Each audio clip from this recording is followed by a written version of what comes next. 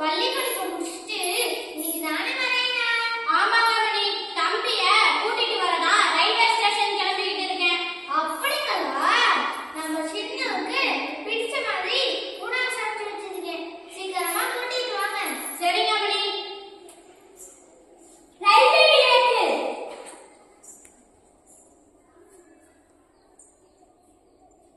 ஐயா நல்லா இருப்பா. பார்த்து எம்பிட்டு நாளாச்சு.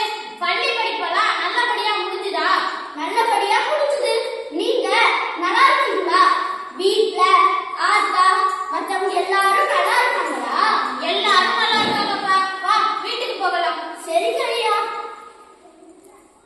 இன்னும் உயர்நிலை பள்ளியில் படித்த பொழுது பள்ளி படிப்பை திறமையாக படித்ததோடு மகான்களுடைய ஆசைக்கும் அன்புக்கும் உரியவரானார்.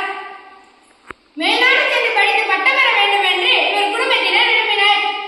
அதனால் ICCS இந்தியன் சிவில் சர்வீஸ் இங்கிலாந்திற்கு அனுப்புவதற்கான ஏற்பாடுகளை செய்தனர். சின்னு கப்பல் பயண சீட்டுக்கும் பாஸ்போர்ட்டுக்கும் ஏற்பாடு செய்ய சென்னைக்கு சென்றார். சென்னை தாம்சன் அண்ட் கம்பெனி என்னும் அச்சகத்தில் விசிட்டிங் கார்டு அச்சடித்து தருமாறு கூறிவிட்டு வெளியே வந்த பொழுது புத்தகம் விற்றுக் கொண்டிருந்தவன் ஒருவனை பார்த்தார். அவரிடமிருந்து 12 காசு விலையுள்ள ஒரு புத்தகம் சின்னவின் கண்ணில் பட்டது. கப்பல் பயண சீட்டும் பாஸ்போர்ட்டும் எடுக்க வேண்டும். இங்கே சில புத்தகங்கள் இருக்கின்றன, அவற்றை எடுத்து படித்து பார்ப்போம்.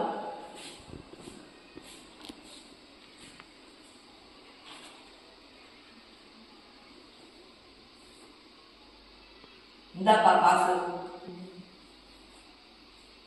சுவாமி விவேகானந்தரின் சென்னை சொற்பொழிவு இது.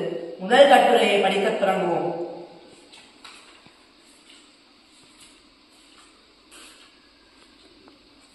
இந்த தலைப்பே என் மனதில் ஏதோ இனம் புரியாத தாக்கத்தை ஏற்படுத்துகிறது. சுவாமி விவேகானந்தர் அப்படி என்னதான் சொல்லுகிறார் என்று பார்ப்போம்.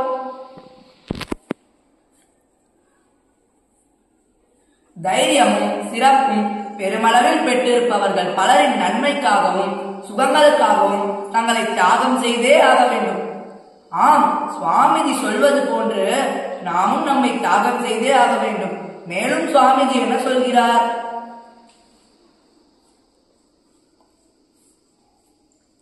துறவும் தொண்டுமே பாரதத்தின் லட்சியங்கள். அந்த பாதையில் மேலும் மேலும் செல்லுங்கள். மற்றவை தானாகவே வந்து சேரும்.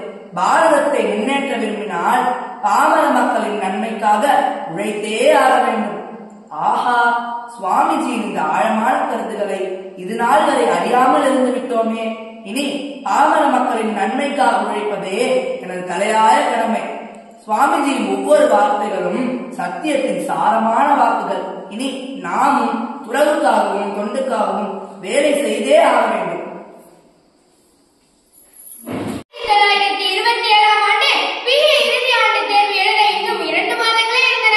அச்சமயம் ஸ்ரீ ராமகிருஷ்ண மடத்தில் நடக்கும் ஸ்ரீ ராமகிருஷ்ண ஜெயந்தி விழாவிற்கு சுவாமிகள் அகிலானந்த சுவாமிகள் புறப்பதற்கு ஏற்பாடுகள் செய்தனர்.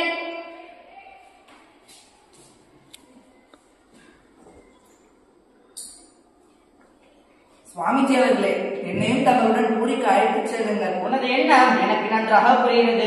உன்னையும் என்னுடன் அழைத்துச் செல்கிறேன். நாம் பூரி செல்லும் விஷயத்தை தந்தைக்கு கடிதம் மூலம் தெரிவித்து விடலாம்.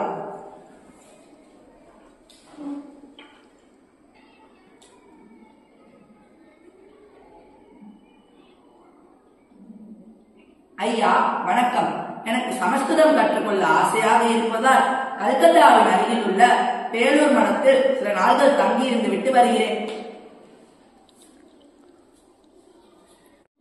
அகிலானந்த சுவாமிகளே, ஆசை பெற்ற சின்னு சுவாமி சிவானந்தரை சந்தித்து ஞானம் பெற்ற நிகழ்வை இன்று காண்போம். கதை மாந்தர்கள் சின்னு சுவாமி சிவானந்தர்.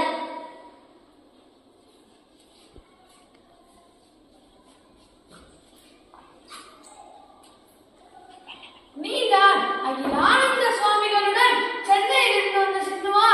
உன்னை பற்றி சுவாமிகள் கூறியுள்ளாரப்பா. சுவாமிஜி, நானும் தங்களை போன்று துறவியாக விரும்புகிறேன். நல்லதப்பா. உனக்கு ஏன் அந்த எண்ணம் தோன்றியது? குருதேவர் ஸ்ரீ ராமகிருஷ்ணரின் அமுத மொழிகளையும் சுவாமி விவேகானந்தரின் நூல்களையும் படிக்க ஆரம்பித்த நாள்கள் என்னுள் இந்த எண்ணம் தோன்றியது. சுவாமிஜி அவர்களே, நான் தங்களிடம் ஓரிரு கேள்விகளை கேட்கலாமா? அப்படியா? கேளப்பா. நமது வாழ்க்கை என்பது பிறப்பு இறப்புக்கிடையில் உடலுக்கு சில நோய் நொடிகளும் மனதுக்கு பல கவலைகள் என தொடர்கதையாக சென்று கொண்டிருப்பதுதானா? என் அறிவிற்கு எட்டியவரை கூட்டி கழித்து பார்த்தால் சோகம்தான் மிஞ்சுகிறது. இந்த பிறப்பு இறப்பு என்ற சக்கரத்திலிருந்து மீள வழியே இல்லையா? இந்த சோகத்திற்கு ஒரு முடிவே இல்லையா? சுவாமிஜி தங்களுடைய விளக்கத்தை கூறி வழிகாட்டுங்கள். உலகில் உள்ள அறிவாளிகள் என்று கருதப்படும் விஞ்ஞானிகள் எல்லாம் தங்களது மூளையுள்ள 20% அறிவை மட்டுமே பயன்படுத்துகின்றனர். என்ன சின்னு, நான் சொல்வது சரிதானே?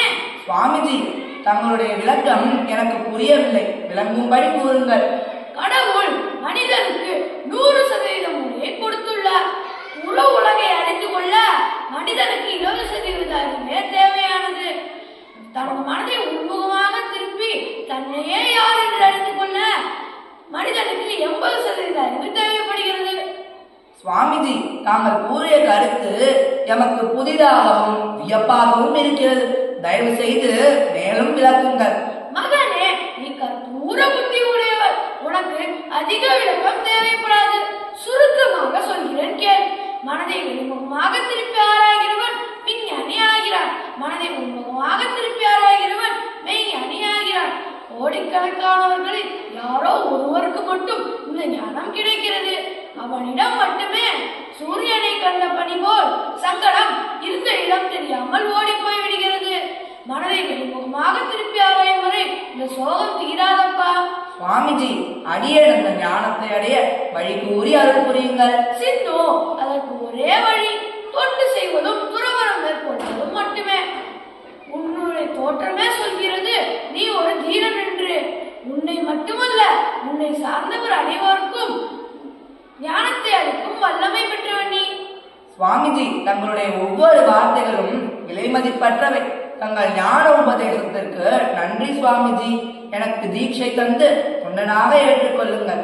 மகனே, உன்னுடைய தீர்க்கமான பார்வையும் தெளிவான பேச்சும் உறுதியான உள்ளமும் என் மனதில் நீங்காத இடம் பிடித்து விட்டன. திருமூலரின் பெயரால் உன்னை நான் என் சீடராக ஏற்றுக்கொள்கிறேன்.